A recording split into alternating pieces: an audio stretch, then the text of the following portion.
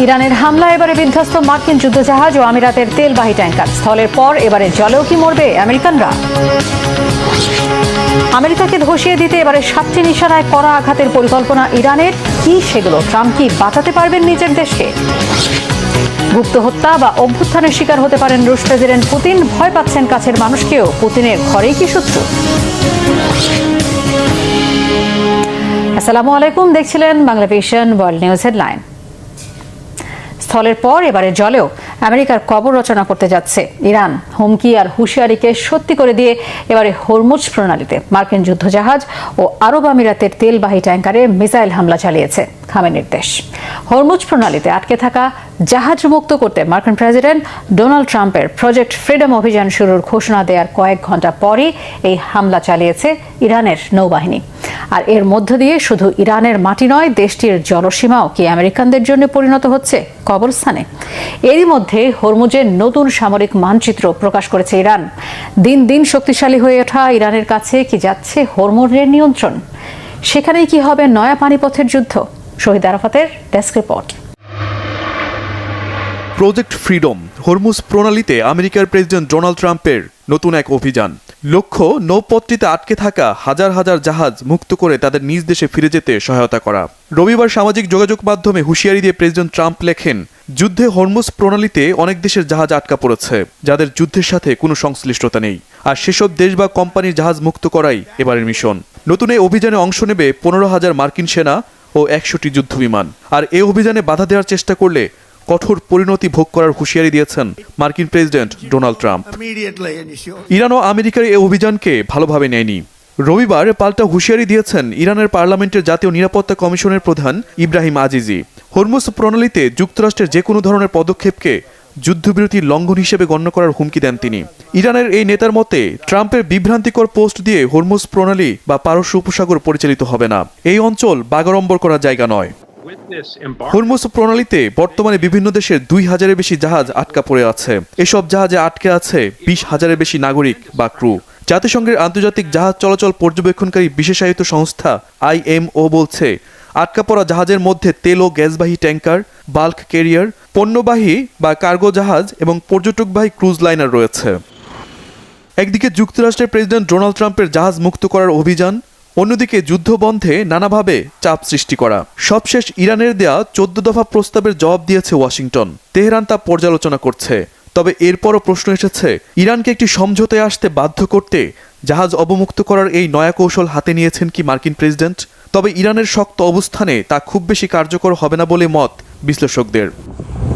President Donald Trump থেকে মুখ ফিরিয়ে নিচ্ছে একটি বড় অংশের তরুণ শ্রেণী। সেরা অর্থনীতি গড়া নিয়ে ট্রাম্পের ভুয়া প্রতিশ্রুতি এটির বড় কারণ। 2025 সালে যেখানে প্রেসিডেন্ট ট্রাম্পের প্রতি আস্থা ছিল 48% তরুণের, সেখানে বর্তমানে তা নেমে এসেছে 25 থেকে 33%। যুদ্ধের প্রেক্ষাপটেও ডোনাল্ড ট্রাম্পের প্রতি মানুষের আস্থা ও সমর্থন অনেকাংশে কমে এসেছে। Shahid Arafat, Bangla vision news desk. আমেরিকাকে দমন আর শায়েস্তা করতে এবারে 7টি নিশানায় কড়া আঘাতের পরিকল্পনা করছে ইরান। তেহরান সাফ জানিয়ে দিয়েছে, আবারও ইরানে হামলা হলে প্রথমবারের মতো এবারও কৌশল আর বুদ্ধিমত্তার সাথে এসব স্থানে আঘাত হানবে তারা। পুরোপুরি বিপর্যস্ত করে দিবে প্রবল ক্ষমতাধর আমেরিকার শক্তিকে। প্রথম দফার যুদ্ধে মধ্যপ্রাচ্যে থাকা 16টি মার্কিন সামরিক ঘাঁটি ইরানের হামলায় পুরোপুরি ব্যবহারের অনুপযোগী হয়ে পড়েছে। ফলে প্রশ্ন উঠেছে, এবারে ইরানের আঘাত থেকে বাঁচতে পারবে কি আমেরিকা, নাকি প্রথমবারের মতোই অকেজো হয়ে পড়বে? এবার ইরানের নিশানাগুলো কি কি? ডেস্ক রিপোর্টে জানাচ্ছেন রিফাত জামান। 30 দিন, কেবল 30 দিন যুদ্ধ স্থায়ীভাবে বন্ধের জন্য আমেরিকাকে এই 30 দিনের আলটিমেটাম দিয়েছে ইরান। না হলে হরমুজ থেকে জোর করে আমেরিকাকে সরানো এবং ইরানে আবারও হামলা হলে এবার নতুন উইনিং কার্ড ও সমর কৌশল নেবে বলে কড়া হুঁশিয়ারি দিয়েছে খামেনির দেশ। কিন্তু কি সেই কার্ড? এমন কি শক্তিশালী অস্ত্র আছে খামেনির দেশের কাছে যাতে এত জোরালোভাবে বিশ্বের সবচেয়ে ক্ষমতাধর দেশকে হুমকি দিচ্ছে ইরান, যার ভয়ে বেশ নড়েচড়ে বসেছেন মার্কিন প্রেসিডেন্ট ডোনাল্ড ট্রাম্প? ইরান বলছে, আমেরিকা আবারও হামলা চালালে নতুন নতুন নিশানায় পাল্টা আঘাত হানবে ইরান, যা কেবল মধ্যপ্রাচ্য নয়, ছড়িয়ে পড়বে এর বাইরেও। ইরান কি কি করতে পারে? সরাসরি তো মার্কিন ভূখণ্ডে আঘাত হানা প্রায় অসম্ভব ইরানের জন্য। তাহলে বিশ্লেষকরা বলছেন, ইরানের হাতে এখন অন্তত 7টি নিশানা রয়েছে। শুরুতেই আমেরিকার ভেতরে সরাসরি মিসাইল হামলা চেয়ে সাইবার যুদ্ধকে বড় অস্ত্র হিসেবে বেছে নিতে পারে ইরান। এর মধ্যে মার্কিন গোয়েন্দা সংস্থাগুলো সতর্ক করে দিয়ে বলেছে, আমেরিকার বিদ্যুৎ গ্রিড, পানি সরবরাহ ব্যবস্থা এবং ব্যাংকিং সেক্টরে বড় ধরনের সাইবার হামলা চালিয়ে জনজীবন বিপর্যস্ত করে দিতে পারে ইরান। তারা বলছে, আমেরিকার ভেতরে ইরান সমর্থিত কিছু স্লিপার সেল থাকতে পারে। বড় ধরনের যুদ্ধ শুরু হলে তারা আমেরিকার অভ্যন্তরে গুরুত্বপূর্ণ ব্যক্তি বা স্থাপনায় চোরাগুপ্তা হামলা বা টার্গেটেড অ্যাসাসিনেশন চালানোর চেষ্টা করতে পারে। দ্বিতীয়ত, আমেরিকার মূল ভূখণ্ডের চেয়ে মধ্যপ্রাচ্যে থাকা মার্কিন সামরিক ঘাঁটি, দূতাবাস এবং বাণিজ্যিক জাহাজগুলোতে হামলা চালানোকে অনেক বেশি সহজ এবং কার্যকর বলে মনে করছে ইরান। কাতারের আল উদেদ বা বাহরাইনের পঞ্চম নৌবহর আমেরিকারই অংশ এবং সেখানে আঘাত হানা মানেই যুক্তরাষ্ট্রে আঘাত করা বলে মনে করছে খামেনির সেনাবাহিনী। মার্কিন কোম্পানিগুলোর অংশীদারিত্ব থাকা যে কোনো তেল ও জ্বালানি স্থাপনায় আঘাত হানার ঘোষণা দিয়ে রেখেছে ইরান। বাহরাইন, কাতার ও সংযুক্ত আরব আমিরাতের মতো দেশগুলোতে অবস্থিত পানি শোধনাগার এবং আইটি অবকাঠামো লক্ষ্য করেও ইরান আঘাত হানতে পারে। এখানেই শেষ নয়, ইরান তার নিজ বাহিনী ছাড়াও কাজে লাগাতে পারে প্রক্সি বাহিনীগুলোকে। ইয়েমেনের হুতি, লেবাননের হিজবুল্লাহ এবং ইরাকের প্রক্সি গ্রুপগুলোর মাধ্যমে সারা বিশ্বে ছড়িয়ে থাকা বিশেষ করে ইউরোপ ও মধ্যপ্রাচ্যের মার্কিন ঘাঁটি ও দূতাবাসে সন্ত্রাসী স্টাইলে হামলা চালাতে পারে তেহরান। এছাড়া ইরানি নৌবাহিনী এর মধ্যে সাফ জানিয়ে দিয়েছে, তারা উন্নত স্মার্ট টার্গেটিং প্রযুক্তি ব্যবহার করবে, যা দিয়ে পারস্য উপসাগরে থাকা আমেরিকার বড় বড় রণতরী এবং সুপার ক্যারিয়ারগুলোকে অকেজু করে দেয়া যেতে পারে, যার শুরু এরই মধ্যে হয়ে গিয়েছে। সোমবার হরমুজ প্রণালীতে থাকা মার্কিন যুদ্ধজাহাজ লক্ষ্য করে 2টি ক্ষেপণাস্ত্র হামলা চালিয়েছে IRGC। এছাড়া শত শত বিস্ফোরক ড্রোন এবং দ্রুতগতির টর্পেডো বোট দিয়ে একসঙ্গে হামলা চালিয়ে মার্কিন নৌবহরকে ব্যস্ত এবং বিপর্যস্ত করে তোলার কৌশলও বেছে নিতে পারে ইরান। আর আবারও যুদ্ধ হলে ইরান যে তীব্র প্রতিরোধ গড়ে তুলবে সেটা অনুমান করা কঠিন নয়, কারণ আগেরবারের মতোই বুদ্ধিমত্তার সাথে নয়া ধারালো অস্ত্রের ব্যবহারও করবে তেহরান, কারণ তাদের সামরিক মজুদের অর্ধেক এখনো অক্ষত। এছাড়া ইরানের কাছে বর্তমানে 2000 থেকে 3500 কিলোমিটার মাঝারি ও দূরপাল্লার মিসাইল রয়েছে। তবে এগুলো দিয়ে ইরান থেকে সরাসরি আমেরিকার মূল ভূখণ্ডে মিসাইল হামলা সম্ভব নয়। তবে ইরান যদি তাদের আন্তঃমহাদেশীয় ব্যালিস্টিক মিসাইল কর্মসূচিতে বড় সাফল্য পায়, সেক্ষেত্রে ভবিষ্যতে এই চিত্র বদলে যেতে পারে। ষষ্ঠ এবং সবচেয়ে গোটা বিশ্বের জন্য ভয়ঙ্কর আরেকটি পদক্ষেপ ইরান নিতে পারে, আর তা হলো পারস্য উপসাগরের তলদেশে থাকা ইন্টারনেট কেবলে হামলা চালাতে পারে। এর ফলে মধ্যপ্রাচ্য সহ বিশ্বজুড়ে ইন্টারনেট সংযোগ, ব্যাংকিং ব্যবস্থা, ডাটা সেন্টার এবং বৈশ্বিক বাণিজ্য নেটওয়ার্ক বড় ধরনের ব্যাঘাতের সম্মুখীন হতে পারে। হরমুজের পাশাপাশি ইয়েমেনের হুতি মিত্রদের মাধ্যমে বাব এল মানদেব প্রণালীও পুরোপুরি বন্ধ করে দিতে পারে তেহরান, আর এটি হবে বিশ্ব অর্থনীতির জন্য এক মহা বিপর্যয়। কেননা হরমুজ যেমন এশিয়াকে ক্ষতিগ্রস্ত করেছে, তেমনি লোহিত সাগর সংলগ্ন এলাকা বন্ধ হলে ইউরোপ মারাত্মক জ্বালানি ও অর্থনৈতিক সংকটে পড়বে। জ্বালানির দাম রেকর্ড পর্যায়ে পৌঁছাবে। দীর্ঘমেয়াদী এই অচলাবস্থা ইউরোপের শিল্প উৎপাদন একেবারে কমিয়ে দিতে পারে এবং মূল্যস্ফীতি চরম আকার ধারণ করতে পারে। বন্ধ হয়ে যেতে পারে ইউরোপের বিমান চলাচল, পথে বসবে গোটা ইউরোপ। এমনটা বললে বাড়তি একেবারেই বলা হবে না। এরই মধ্যে ইরান হুঁশিয়ারি দিয়ে বলেছে, ইয়েমেনিরা বাব এল মানদেব প্রণালী বন্ধ করার অপেক্ষায় রয়েছে। রিফাত জামান, বাংলাভিশন নিউজ ডেস্ক। হরমুজে আটকে পড়া জাহাজ বের করতে ট্রাম্পের প্রজেক্ট ফ্রিডম কিভাবে কাজ করবে? জাহাজ পার হতে কি পদক্ষেপ নেবে মার্কিন নৌবাহিনী? কেন হরমুজ প্রণালী মুক্ত করার এই প্রজেক্টকে হিউম্যানিটেরিয়ান জেস্চার বা মানবিক পদক্ষেপ হিসেবে প্রচার করছেন ট্রাম্প? ডেস্ক রিপোর্টে জানাচ্ছেন মীর ফজলে রাব্বি। বিশ্ব রাজনীতির গুরুত্বপূর্ণ জলপথ হরমুজ প্রণালী নিয়ে আবারও নতুন চাল চাললেন মার্কিন প্রেসিডেন্ট ডোনাল্ড ট্রাম্প। ব্লকেড ঘোষণার রেশ কাটতে না কাটতেই এবার তিনি সামনে আনলেন তার মহাপরিকল্পনা প্রজেক্ট ফ্রিডম। ইরানের অবরোধের কারণে হরমুজ প্রণালীতে আটকা পড়া বাণিজ্যিক জাহাজগুলোকে লক্ষ্য করে প্রজেক্ট ফ্রিডম নামের নতুন একটি প্রকল্প শুরু করতে যাচ্ছে যুক্তরাষ্ট্র। 3 মে নিজের সামাজিক যোগাযোগ মাধ্যম ট্রুথ সোশ্যালে পোস্ট করা এক বার্তায় এই ঘোষণা দিয়েছেন ট্রাম্প। পোস্টে প্রেসিডেন্ট ট্রাম্প বলেন, প্রজেক্ট ফ্রিডমের মূল উদ্দেশ্য হবে হরমুজ প্রণালী ও তার আশপাশে আটকা পড়া বাণিজ্যিক জাহাজগুলোকে নিরাপদে প্রণালী পার হতে সহায়তা করা, অর্থাৎ হরমুজ পেরোতে বাণিজ্যিক জাহাজগুলোকে প্রহরা দেবে যুক্তরাষ্ট্রের নৌবাহিনী। ট্রাম্প আরও বলেন, বিশ্বের অনেক দেশের বাণিজ্যিক জাহাজ হরমুজে আটকা পড়েছে। এসব দেশের অধিকাংশই মধ্যপ্রাচ্যে চলমান আঞ্চলিক সংঘাতের সঙ্গে সরাসরি সংশ্লিষ্ট নয় এবং তারা আমাদের কাছে অনুরোধ জানিয়েছে যে আমাদের নৌবাহিনী যেন আটকা পড়া বাণিজ্যিক জাহাজগুলোকে প্রণালী থেকে বের হতে সহায়তা করে। আমরা তাদের অনুরোধে ইতিবাচক সাড়া দেওয়ার সিদ্ধান্ত নিয়েছি। তবে কোন দেশগুলো ওয়াশিংটনের কাছে সাহায্য চেয়েছে সে বিষয়ে ট্রাম্প সুনির্দিষ্ট করে কিছুই বলেননি। মার্কিন সেন্ট্রাল কমান্ড সেন্টকম এক বিবৃতিতে জানিয়েছে, তারা যেসব বাণিজ্যিক জাহাজ এই প্রণালী দিয়ে অবাধ চলাচলের চেষ্টা করছে তাদেরকে সহায়তা দেওয়া শুরু করবে। CENTCOM commander admiral Brad Cooper এই প্রতিরক্ষামূলক মিশনকে আঞ্চলিক নিরাপত্তা ও বিশ্ব অর্থনীতির জন্য অপরিহার্য বলে উল্লেখ করেছেন। পাশাপাশি হরমুজের নৌ অবরোধ বজায় রাখার ঘোষণা দিয়েছেন কুপার। তবে এই জলপথে জাহাজগুলোর অবাধ চলাচল নিশ্চিত করতে ঠিক কী ধরনের পদক্ষেপ নেওয়া হবে সে সম্পর্কে বিস্তারিত কিছু জানায়নি সেন্টকম। এদিকে হরমুজ প্রণালীর জন্য একটি নতুন আইনি কাঠামো তৈরির দিকে আগাচ্ছে ইরান। ইরানের পার্লামেন্টের ডেপুটি স্পিকার আলী নিগজাদের বরাত দিয়ে প্রেস টিভি জানিয়েছে, প্রস্তাবিত আইনি কাঠামোর 12 দফার অধীনে ইসরায়েলি কোনো জাহাজকে কখনোই এই জলপথ দিয়ে চলাচলের অনুমতি দেওয়া হবে না। পরিকল্পনা অনুযায়ী শত্রু রাষ্ট্র হিসেবে বিবেচিত দেশগুলোর জাহাজকে এই প্রণালী পার হওয়ার অনুমতির জন্য যুদ্ধের ক্ষতিপূরণ দিতে হবে। এছাড়া বিশ্বের অন্য যে কোনো দেশের জাহাজকে প্রণালী অতিক্রমের জন্য অগ্রিম অনুমতি নিতে হবে ইরানের কাছ থেকে।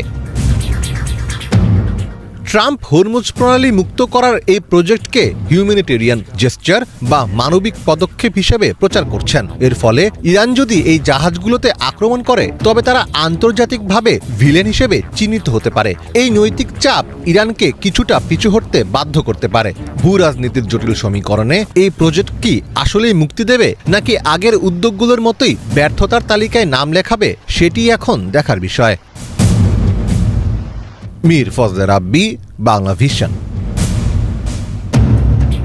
যুক্তরাষ্ট্র ইরান টান উত্তেজনার মাঝে ভিন্নধর্মী পোস্টে আলোচনায় প্রেসিডেন্ট ডোনাল্ড ট্রাম্প। হাতে উনোর ওয়াইল্ড কার্ড দেখিয়ে তিনি লিখেছেন, I have all the cards, যার বাংলা অর্থ দাঁড়ায় আমার হাতেই সব কার্ড।